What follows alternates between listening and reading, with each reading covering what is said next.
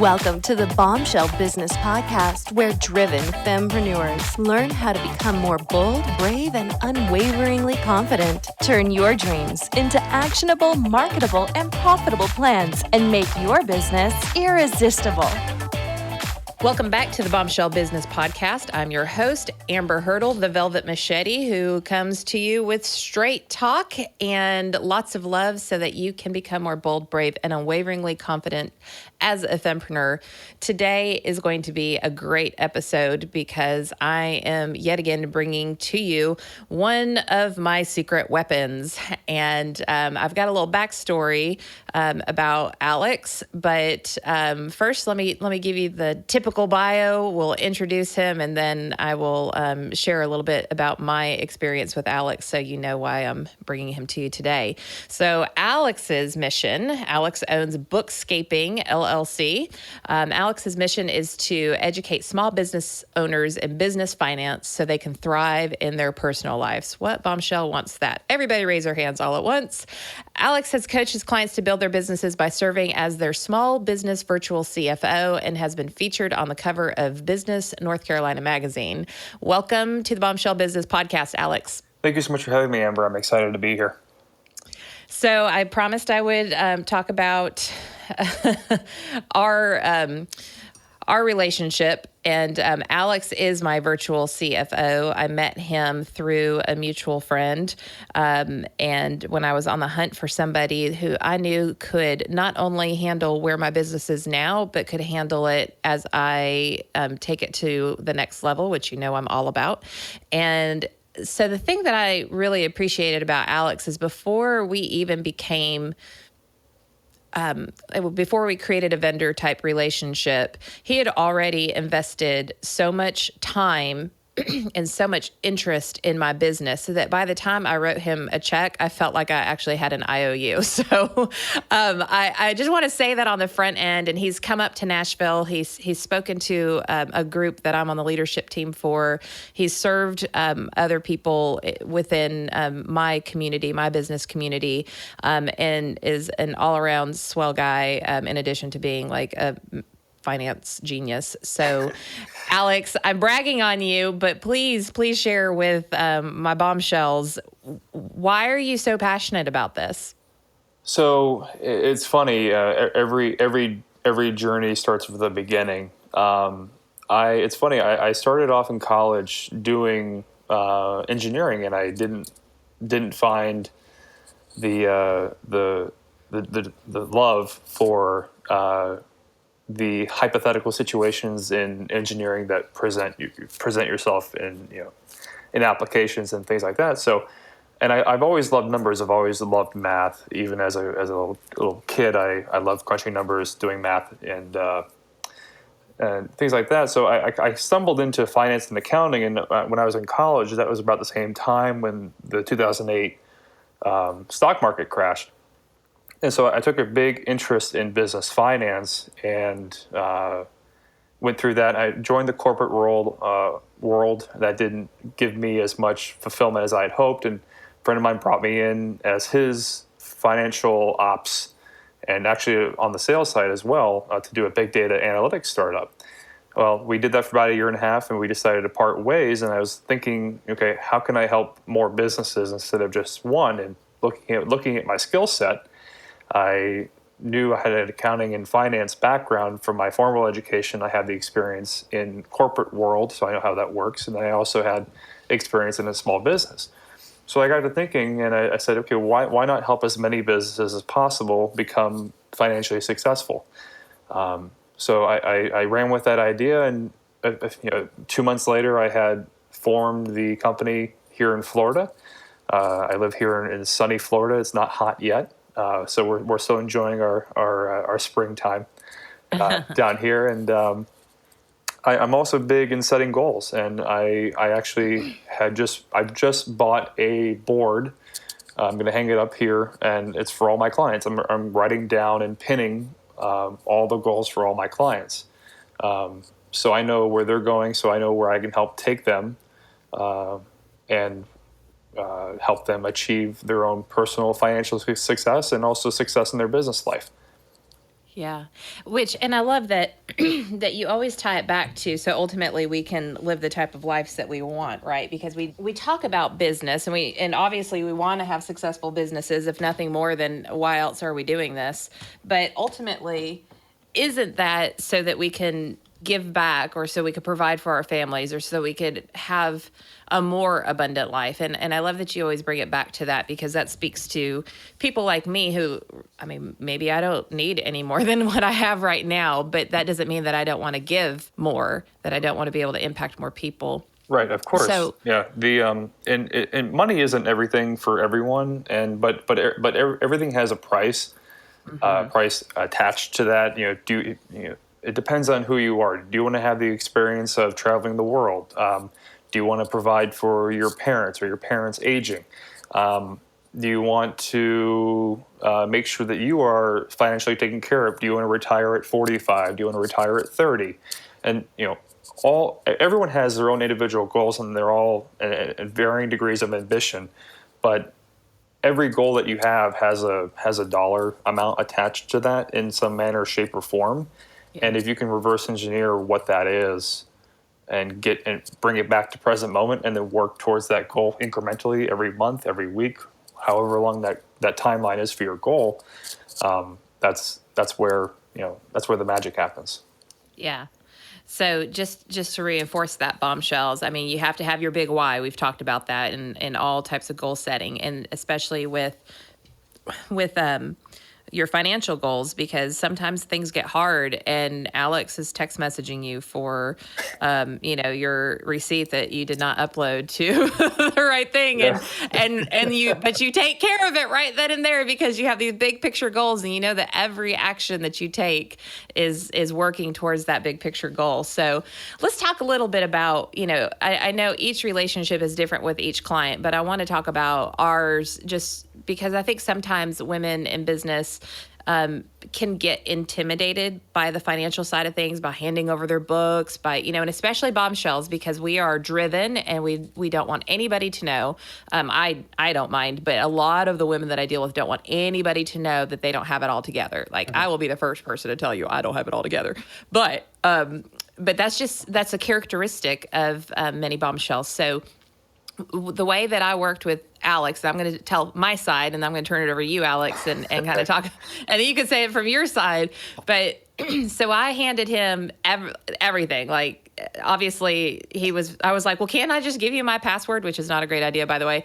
But he was like, no, for security reasons and all these different things. So he had this like really set system of how I was going to get him all of the data that he needed.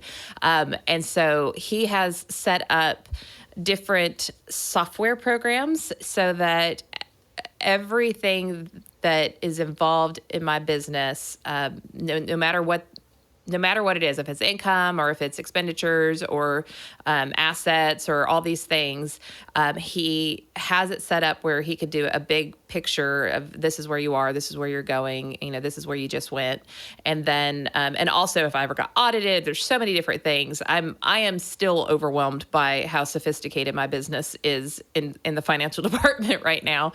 But then I think the most important part of that is that he uses that data during our monthly meetings to talk about what worked and then where I want to go and what I need to do next. And then part of what I get from him, which I need, is he has taught me. So he has literally stood in my office here in the greater Nashville area and drawn pictures for me to get it. So, so that's my side. And I feel like I'm getting better. And I feel like, instead of just going a million miles a minute, I am having to slow down and address things and act more like a CEO and less like I'm not real sure what else I would call myself, but I definitely am acting more like a CEO because I have a CFO.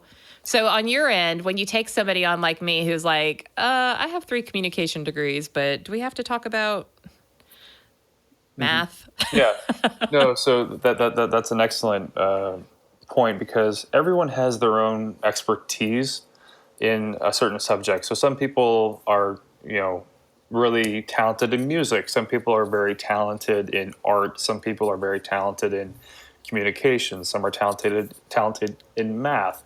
Everyone has their own talents, and if you're playing on those talents, you're going to be successful in life. And just make that side comment. But for me, I'm lucky enough that I'm pretty centered brained, so I can pull from the analytical side, and I can also pull from the art side, so I can relate well to a lot of people, which is good for me because I love meeting people from all different backgrounds. And just for example, I have another client that I work with, and he does his background is in interior design. Very talented guy, really nice guy, down to earth guy, really good, but he has a limited knowledge base on business and accounting and finance. So what I do with him is he actually lives here in the Orlando area, so I work with him and I get to go travel and visit him a little bit more easily than I get to see Amber, unfortunately. Is I try to break it down into as simple pieces as possible, but still giving the fundamentals to my clients. So I'm gonna say, okay, hey, you have this happening. So let's say that you cut an invoice, or you make an invoice for $100 to a client. Well, in accounting and finance, two activities always have to happen in every transaction. Whenever something happens in your business, you don't necessarily see it happening, but on the back end, there's always two transactions happening, because that helps keep things simple and keeps things fresh, and not fresh, but it prevents things from breaking in the accounting and your books and things like that. So when you receive cash from something, that also has two entries. And there's a little bit of reverse thinking, but I work with my clients to try to break it down as easily as possible for them, to make sure that they understand what's going on in their business, and that they can take that knowledge set and then help that and use that knowledge to help them grow their business, while me working with them to hold them accountable to their own goals and ambitions and things that they want to achieve. And I think that's why we call you the virtual CFO. And for those of you who don't speak corporate, I mean, CFO is the chief financial officer, so the highest level of financial leadership in an organization, because you can hire a bookkeeper. Like, you could hire somebody who does all of that back-end transactional stuff. And honestly, you don't necessarily need to know how to do that any more than you need to know how to do your graphic design or design your website. Like, if that's something you just want to outsource and forget about, then that's fine. But what Alex does, and which I value, is, he takes care of all that stuff, but then he teaches me along the way. Because as someone who has really big goals for where I want to go, and I know that you just have to take small steps to get there, if I don't understand these things about operating and growing a business, I'm never going to get there, unless I just have my bookkeeper parked in here with me. So there's definitely a difference. And I think one of the things that I was looking for, I didn't want just a bookkeeper. I wanted that strategic thinking, accountability person who I've worked with in corporate, that you call and ask questions to, or calls you and says, this isn't the way that it needs to be, because these are the goals and we need you to do X, Y, and Z to fix this. Mm-hmm. And I was missing that person. In fact, I'm still really good friends with some of, especially with one of the financial leaders in a previous organization I worked with. And I just realized, I needed a her, and in order to feel like I was going in the right direction.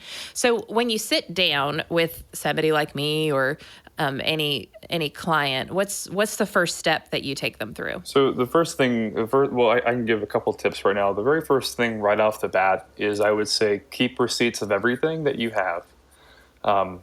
And that's very important, especially when you go to file taxes. There was a lady I was speaking with in Nashville. Just by happenstance, she came, I interacted with her through one of the social media platforms, and I was just trying to give her some advice. And she was all frustrated. She was trying to track all of her receipts, and she didn't have that for the CPA to file her taxes. So that's one of the biggest things. And if you can keep digital copies of these receipts and file them by each vendor. So let's say you buy stuff from Delta Airlines or something.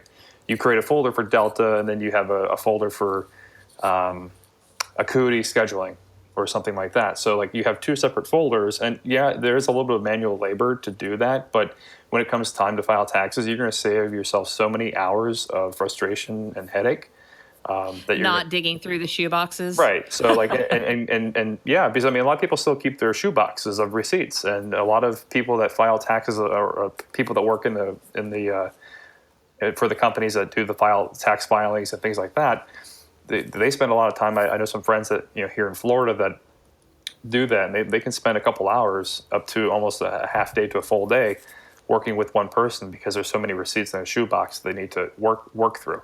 The second thing I would say is when I bring someone on is make sure that you're keeping your personal expenses and your business expenses separate. Yeah, I was doing that part right, and I was keeping my receipts too. So I get 2 points so far. 2 points? Sorry, go ahead. All right, I'm writing the tally here. Doing a lot of things wrong.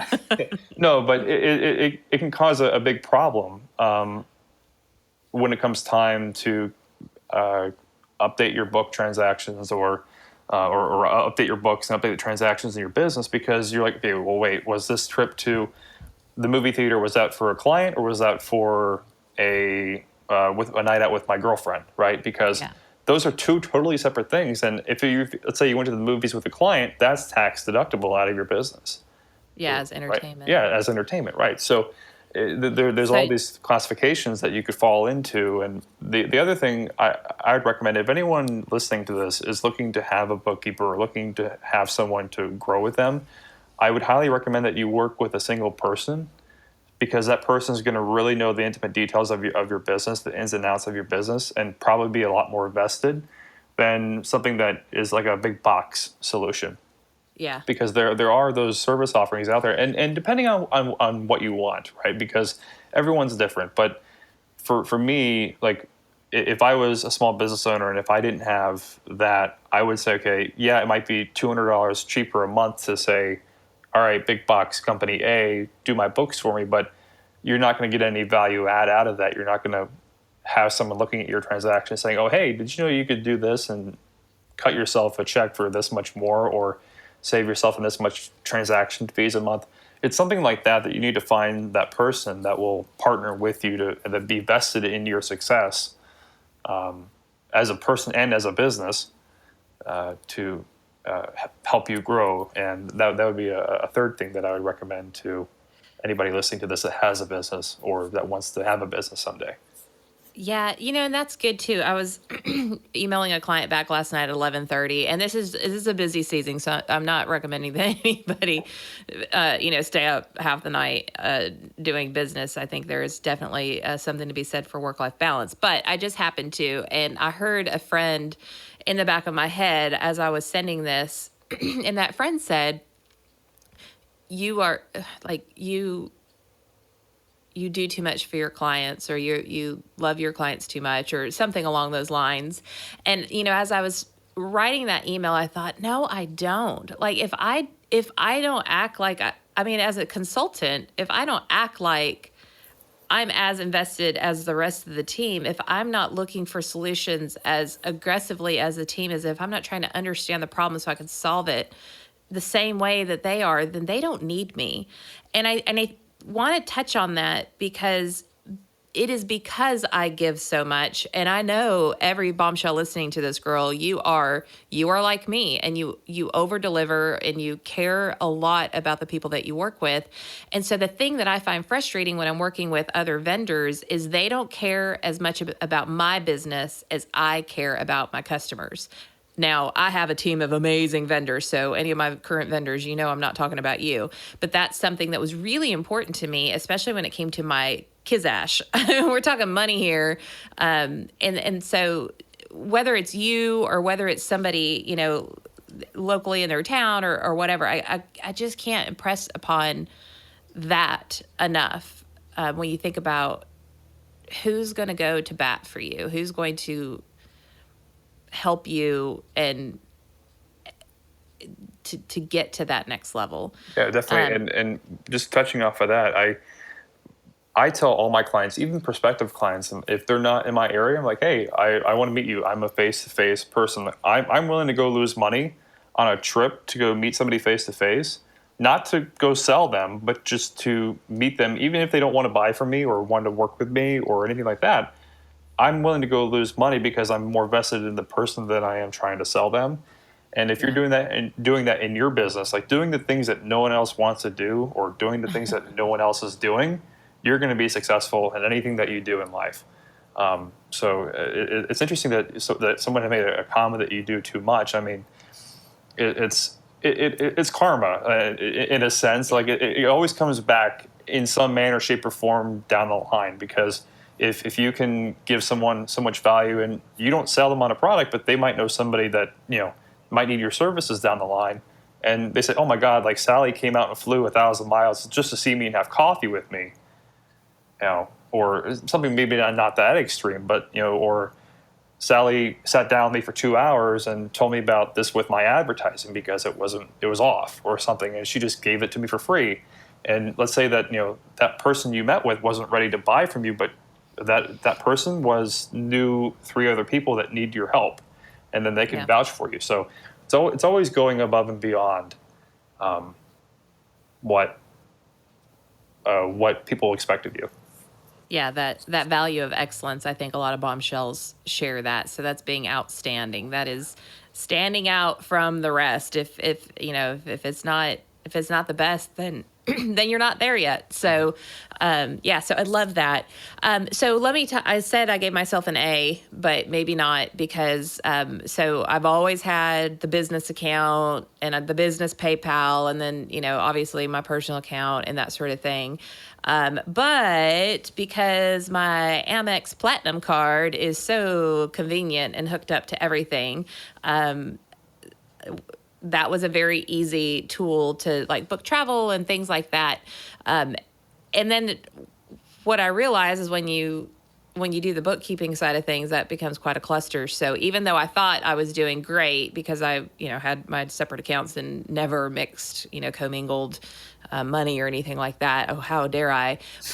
Even doing the expense account for the Amex was something that we realized just was an extra step that was creating, constipation in my business, as I love to say. So this month I got an A+ because I don't have any charges on my Amex. But talk a little bit about that too, because I think there are other women like me who they think they're doing great, and then they have these little hiccups that is just causing more work for them in the end. Mm-hmm. How to streamline? Maybe that's the thing. How do you streamline? So it's funny. I actually had a meeting with a lady. She's in Cincinnati. I had a meeting with her this morning, and she told me she had an Amex. I'm like, uh-oh. And it's Amber. I said the first thing I asked was like, is that a business Amex or is that a personal Amex? So she said it's a business. I'm like, okay, brownie points. So to streamline everything. So again, the first 2 things I would say is to keep your receipts and to keep your business and personal expenses separate. Now, inside of that, if you aren't doing that currently, let's say that you have a personal Amex, let's say you have a Delta Sky Miles card or whatever, and you use that to buy travel. Well, what you need to do on the back end is you need to pay yourself back through your business. That's kind of like a reverse thinking here, but you would submit a claim against your business, and it doesn't sound as complicated as it does. It's really, you fill out an Excel file. It's like an expense report that you would do if you worked for somebody else. Right. So let's say that you work for a big company and you went travel somewhere. Well, you have to send an expense form back to that company. It's the same thing, but you're just doing it to your business, and then your business pays you. And the great thing about that is non-taxable income in a sense. So it's technically recorded as income for the owner to a degree, but it's non-taxable for you, so you don't get taxed on that as regular income. Now, those first 2 things would be used to streamline. And the other thing I would say is to get into the right vehicle for recording your transactions. I recommend all my clients use a platform called Xero. It's Xero, and I've also used QuickBooks Online, and I don't know if anybody listening to this works for Intuit or anything, but I used Intuit in the past for the big data analytics startup that I mentioned previously. And and I found it a little bit cumbersome, and I found Xero, and I said, okay, well, this is still a comprehensive platform that gives me everything I need. Would give any business owner what they need. It gives them their financial reports. It gives them their budgeting tools. It gives them the ability to invoice. And then the thing that I love the most is it lets me see live transaction data from my bank account. So it gives me all these tools, and I would definitely recommend getting into the right vehicle for the accounting platform that you want to use. And I recommend that any business owner, even if you're just getting started, to find that tool that'll give you the most bang for your buck, in a sense. So both QuickBooks Online and Xero are very comprehensive tools. It's kind of like when you buy a home, right? Like, say you just get married and you don't have any kids yet, but you know you're going to have kids and you're not ready to use that second or third room yet, but you know you're going to need it later. It's the same thing kind of with QuickBooks and Xero. So that's a great analogy. Yeah, and it's great how that just kind of rolled off the tongue too. But I would recommend those tools. Now, there's a whole bunch of other tools out there that are a lot more user-friendly for someone that's just getting started. The downfall with that is, like, let's say if you want to bring on somebody permanently as a bookkeeper or an accountant, there can be pieces missing. And then there's going to be a lot of back and forth with your bookkeeper and accountant when it comes time for tax time or the end of the month, or it can cause problems. So it's just like if you buy a car too. So, like, if you're not ready to buy a minivan yet, but you just got married, you need to lug around lumber for some reason. Well, you don't have kids yet, but you have a lumber business, so you can use that for another purpose. It's just using that right vehicle and the accounting tool to help you grow your business. And they're both. Yeah, my San really Francisco cheap. people are like lumber, and then all of my Southern people are like, oh yeah, totally. So San Francisco lumber. I have a well, I'm assuming like the Bay Area, they probably aren't like, lumbering, and they're not putting lumber in the back of any minivans. No. That happens to be one of the hot spots of my listenership. So shout out to San Francisco. So let's talk about a couple more tools. So I know that there are some that we use that I'm not sure would be something you would recommend to a fempreneur for her to use on her own. Like, I want nothing to do with HubDoc. I just use it responsibly so that you have all the tools to do the magician stuff that you do. Right. But what about, like, we've talked before about like a tool to track your mileage, and other things like that. What are some tech tools that could make the lives of bombshells easier? So what Amber's talking about, and if you aren't aware, the IRS is, if you believe it or not, they can actually be pretty generous. There's a lot of tax laws out there that let you claim expenses and deductions every year. And this year, for every mile you drive, you get 53.5 cents every mile, and that is a tax deduction off of your income. And you can file those. You can record those miles driven, and then you can send those miles driven to your business, and then get paid back for that. And use that as to reimburse you for driving. One of the best tools that are out there, it is $5 a month. It's called Mile IQ, and it's on the App Store. I'm not sure if it's on Google Play or not, but I would think so. But I definitely know that they're on the App Store, and that's also a business deduction expense too. So it's just $5 a month, and it's a deduction that you take out of your income when you file taxes. And it's really great because to use the analogy for the millennial generation, which I'm a part of. I use the analogy of Tinder. Like, so what you do is you let it run in the background, and you swipe left or right. Is it personal or business? So at the end of the month, what it'll do is you get a printout, an IRS compliant printout. You don't do anything to swipe left and right. You just have to remember to log into your app to do it. It'll print you out a report every month and tell you, okay, this is how many miles you drove, and this is how much you can write off for expenses. Genius. So if somebody's like in sales or a consultant, or I mean, I could just probably think of a jillion different professions that would be super helpful for. But even just for people who are running business errands, or maybe they don't do a lot of travel, but I mean, all of that certainly adds up, and we want to make sure that we Right. claim So everything that we can. with that, if you're driving to an office, let's say you work at a co-working space, driving there does not count. Right. So to and from there, because that's your office technically, in the eyes of the IRS. Now, let's say that if you are driving from your co-working space to a client across town, then yes, that is a business expense. Even if you are driving to the airport from your home, say you drive from your home to the airport, that's a business expense because you are driving to go for a client. I should have clarified. But if you're traveling somewhere to go see a client that's out of city, out of state, via air, and you are going to the airport, you can record those miles as well. Yeah. Okay, so I'm going to ask the question, and then we'll wrap up, because I think this is something that a lot of women wonder about. And you and I had this conversation. I was standing in the middle of Macy's. I remember it because I had the conversation at the gym that morning, and I was like, I'm going to ask Alex. I don't know if that all measures up correctly or not. So in terms of deductible expenses, gym membership, deductible, yes or no? If you are the business owner, no. If you are offering that to your employees, yes. Okay, because that is a wellness benefit. Yeah, it's right? a health and wellness benefit, right? So, and I did the research on it, and I got the clarification. I had a feeling that was going to come up again at some point, so I researched it. But yeah, so if you're offering that to your employees as a health and wellness benefit for employment, then yes, that is a business expense. But if you are a solopreneur and you are working out and you are deducting that to the business, right?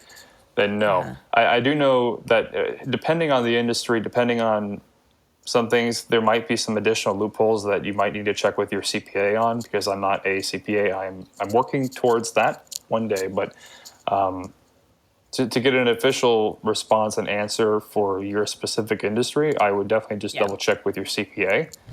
And we'll put that disclaimer on all of this, but I will tell you, Alex knows a whole lot more than we do. So let's, I'm going to hit the next one. Country club membership dues, yes or no?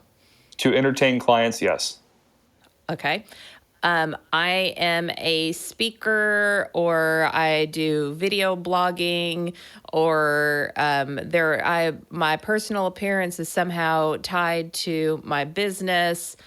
Can I write off my Botox? No. Okay, No. Now listen here, ladies. Alex has your back.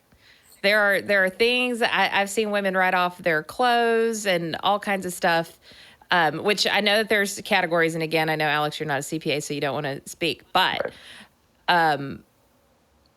my general understanding, and back me up on this, is that if you personally benefit from it, separate from your business, if you personally benefit from it, so if it's like clothes that you can wear again and again and again, that is not okay to claim. Right. Am I? Right. Yeah. So, and again, each state is different. So, but each state is different with certain tax laws, but then also the federal tax laws do change regularly. So again, I would just double check with everything. But if you are trying to claim purchase of clothes for, to wear for business operations and activities, then no, that should be a personal expense. Like, for example, I had a phone conversation with a guy who lives in Nashville. He's a client of mine as well. And I said, hey, I see you're going to XYZ coffee shop all the time. And I said, are you entertaining clients for that, or are you just going there to do work? And it's like $2.50. It's not like $200 dress or something. But he said, no, I was just going to go do work. Now, and he said, is that okay? I said, well, yes, you can go do work at a coffee shop. That's okay. But to claim it as an expense in your business, no, because you're not visiting a client.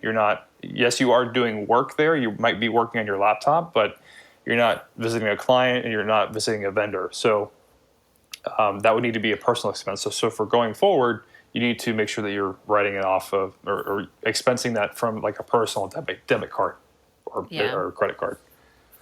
So to recap here, I think some of the great lessons that Alex has bestowed upon all of us bombshells is to have a goal, have a big picture back into it, have the system set up so that you can properly run your business like a business and not like a hobby, and also to be mindful of the types of decisions that you're making. None of us want to put out a flag to get audited. I mean, that's not a fun experience. Now, if you follow the systems that Alex provides for you, your audit will go flawlessly, but who wants to go through that to begin with?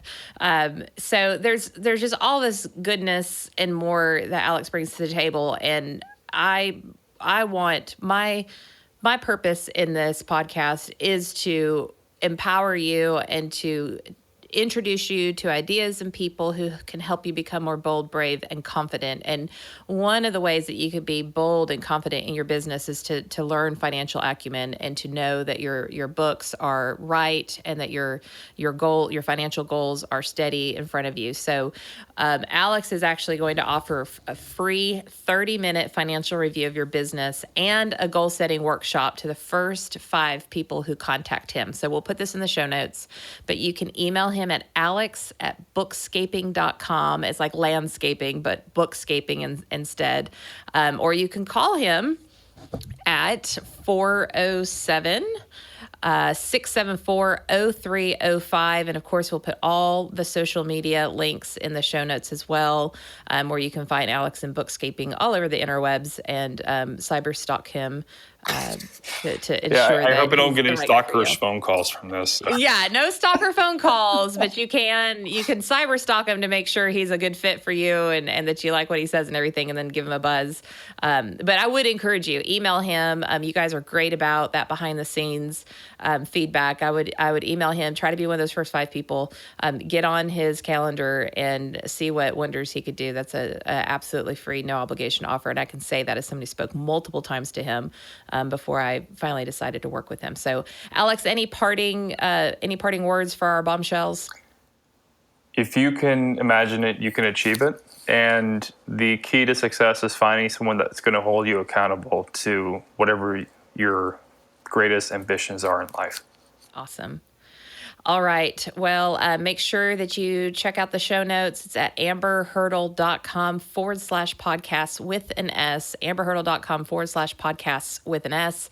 Find us on iTunes. Give me a rating and review. Obviously, I would love a 5-star review, and just let other bombshells know why they would want to listen to this podcast, because the more people that I can reach through this, the more people that I know are stepping into their own boldness as bombshells, and you can be a part of that. So thank you so much for listening, guys. Thank you, Alex, for being on the show today. Thank you for having me. Appreciate it. I will see you on the next episode, Bombshell. Have a great week. Thanks for listening to the Bombshell Business Podcast. Visit amberhurdle.com for more resources and be sure to tune in again. Cheers to you, Bombshell.